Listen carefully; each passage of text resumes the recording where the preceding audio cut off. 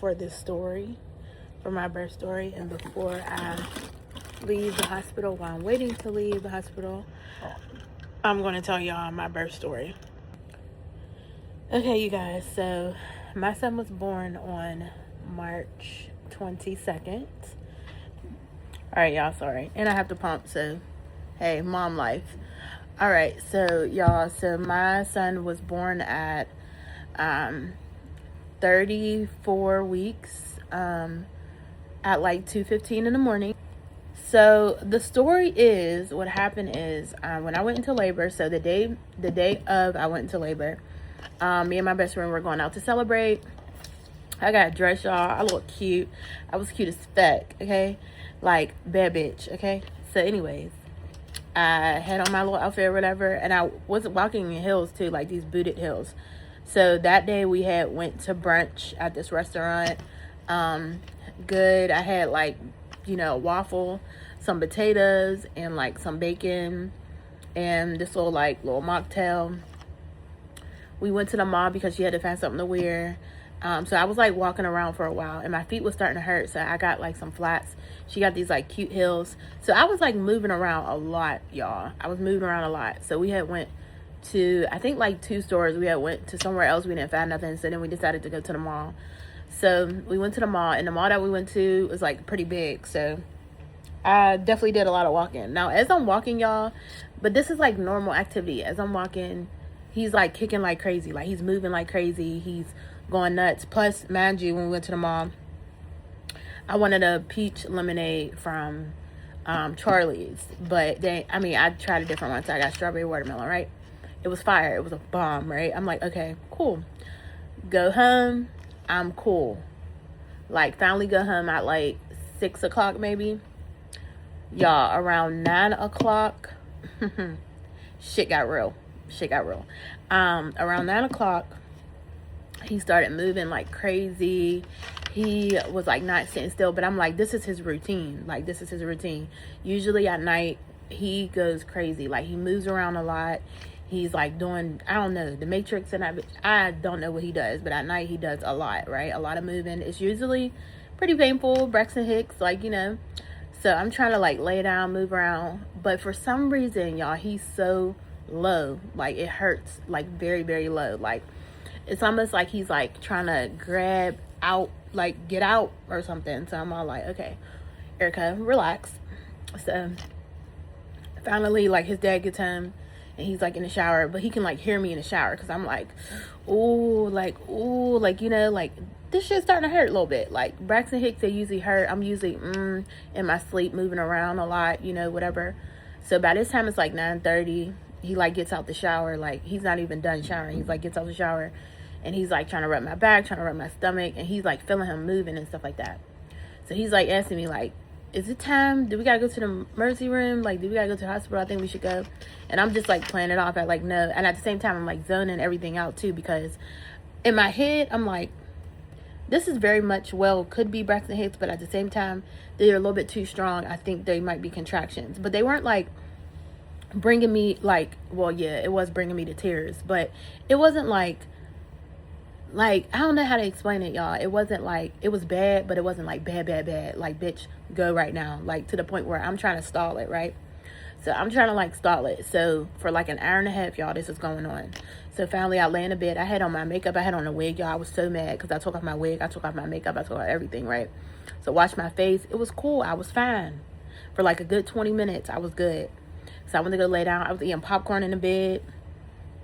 And then it started up again. So he fell asleep. So I'm like, let me go downstairs. I'm like, let me try to walk around. Let me try to get my life together, y'all. So something was telling me. Now, the reason why I was stalling this, y'all, is because I did not want to go to the hospital for no reason and have to get checked and be in pain. That was like my number one thing. I was so scared because it hurts so bad, y'all. I can't even explain the feeling of how bad it hurts when you get checked to see if you are dilated, fluids, anything like that. When they, yeah, it's a lot. I'm gonna spare y'all details, but it hurt.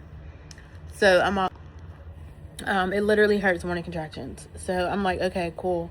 So I go downstairs. I'm like, let me just call my doctor. Let me just call her. Knowing damn well in my head, she gonna tell me to go. I'm high risk. I can't contract naturally. Reason being, long story short, y'all, when I had my second son, they had to cut me from the inside up and down. So that incision, if you labor naturally, it can be open and you can bleed out and be out. So I can't do that. That's why I had a scheduled C-section April 10th. That was my scheduled C-section. Mind you, it's March 21st at this point. So I'm like, okay, cool. Call the doctor, tell them the symptoms. She calls me back. Bitch, go to the hospital. Basically, that's what she said. Like, go. So I'm all like, oh my God, I'm getting nervous. So I go upstairs, y'all. As I'm trying to go upstairs, I like call my best friend, like, I hope you don't come because like these is hitting. So she's like talking to me on the phone. She's like, Erica, if you cannot breathe and you are like crying, it's hurting, I bet you need to go upstairs, get him, and y'all need to go. So I'm like, okay, I'm gonna go. Y'all, I end up crawling up the steps, crawling on the floor, crawling up the steps to go upstairs. And at this point, y'all, I'm still thinking, like, you're not in labor. You're not in labor. My water didn't break. I didn't lose a plug or anything like that. Mind you, the day before, I joked randomly about it because I was like, y'all, oh, should I pee on myself? Because it wasn't like a water break. And, like, you know when you're water break. But it could have been my mucus plug that I lost, and I just didn't know, you know? So I'm all like, okay, cool, whatever. So we skip past that. So I'm getting my stuff, and for some reason I'm like, Erica, take your bags. Like, take your bags. My best friend was like, girl, just take your bags. Let's leave them in the car at this point because you never know. So I'm like, all right, I'm gonna take them, but I ain't about to bring them in the hospital. Like, you know, it ain't time. Like, that's what I keep on telling myself. Like, it ain't time. So we get into triage, right? We get to the hospital. I'm still having pains in the car. It's still going. And at this point, it's about like every 10, 15 minutes, like that they're coming, right? We get into the room, y'all. If I'm not a psychic, I don't know what is. Like, so I'm sitting there waiting. She put me on the monitors, a nurse and stuff. And she's like, well, did you lose any fluid? You think you dilated, whatever, da, da, da. She's like, of course, we got to use the spectrum. We got to see, we got to check you. This is the only way. I'm crying. I'm shaking. I'm trembling in my boots, right? So I'm like, oh, my God. And then they, like, not making me wait on purpose, but they making me wait, right? So I'm all like, okay. So I'm like, I said it to him literally 2 minutes before my doctor comes in the room, legit. I said, wouldn't it be crazy if I'm sitting here and they tell me and they check me and they're like, you're 3 centimeters, it's time to go. Y'all, my doctor came in and checked me, told me I was 3 centimeters dilated. And she came in, told me I was 3 centimeters dilated, and it was time to go. I was like, wow. First of all, I was pissed my hair wasn't done. Pissed. Second, didn't have my makeup, didn't have nothing. Like, this was supposed to be a planned thing. But you know what? Babies have a funny way of just coming on their own time. Like, he came, he was ready. He was like, bitch, I'm here. He was already 5 pounds and 10 ounces. So he was cool. He was not like preemie little. Like, you know. So I'm like, all right, cool. We about to get it together. Scared to death. Probably, y'all, I was probably in this triage. In between the time I was in a triage and going to the operating room might have been 45 minutes. Maybe, if that. And a lot of that was me just stalling, getting checked. It was like Chinatown in that bitch. Once it was go time, it was go time. My doctor was like, well, looks like we're going to meet your baby today. It's going to be his birthday today. And I ended up having him at like 2:15 in the morning on March 22nd. Yeah, y'all, it was crazy. I spent 3 days in the hospital. To be my 3rd day. I'm leaving today, but it sucks because I can't take him home with me. Just because he's early. He needs some oxygen.